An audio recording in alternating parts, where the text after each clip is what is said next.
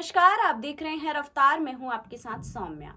अगर आपने आयकर रिटर्न यानी आईटीआर भरने की आखिरी तारीख 31 अक्टूबर मिस कर दी है तो कोई बात नहीं, हम आपको बताएंगे कि आपको क्या करना है।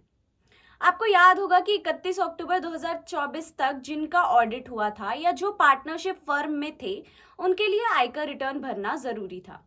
लेकिन अगर आप ये तारीख मिस कर गए हैं तो सबसे पहले चिंता की बात नहीं है, आप अब भी अपना आईटीआर दाखिल कर सकते हैं। आप इसे 31 दिसंबर तक दाखिल कर सकते हैं, लेकिन आपको इसमें जुर्माना भरना पड़ेगा। अगर आप 31 दिसंबर तक आईटीआर भरते हैं तो जुर्माना 5,000 रुपए तक हो सकता है। लेकिन अगर आप 31 दिसंबर के बाद रिटर्न दाखिल करते हैं तो जुर्माना 10,000 रुपए तक हो सकता है। हालांकि अगर आपकी कुल आय 5 लाख रुपए से कम है तो जुर्माना सिर्फ 1,000 रुपए होगा। एक बात और, अगर आप देर से आईटीआर फाइल करते हैं और आपके ऊपर कोई टैक्स बकाया है तो उस पर ब्याज भी लगेगा। इसका मतलब है कि आपको ज्यादा पैसे चुकाना पड़ेगा। अब अगर इस साल आपके व्यापार में नुकसान हुआ है तो अगले साल के लाभ से उस नुकसान को समायोजित किया जा सकता है।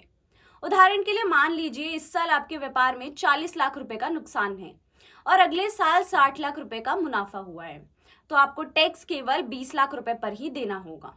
लेकिन ये तभी संभव है जब आपने अपना रिटर्न 31 अक्टूबर तक भर लिया हो।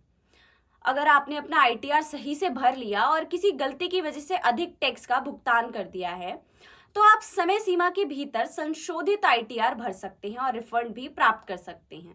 और याद रखिए, रिटर्न भरने के बाद इसे ऑनलाइन वेरीफाई करना भी जरूरी है। बिना वेरिफिकेशन के आपका आईटीआर मान्य नहीं होगा। अब आपको समझ में आ ही गया होगा कि अगर आपने अपना आईटीआर भरने की तारीख मिस कर दी है तो आपको क्या करना है। ऐसी ही और जानकारी के लिए हमारे साथ जुड़े रहें और देखते रहें रफ्तार।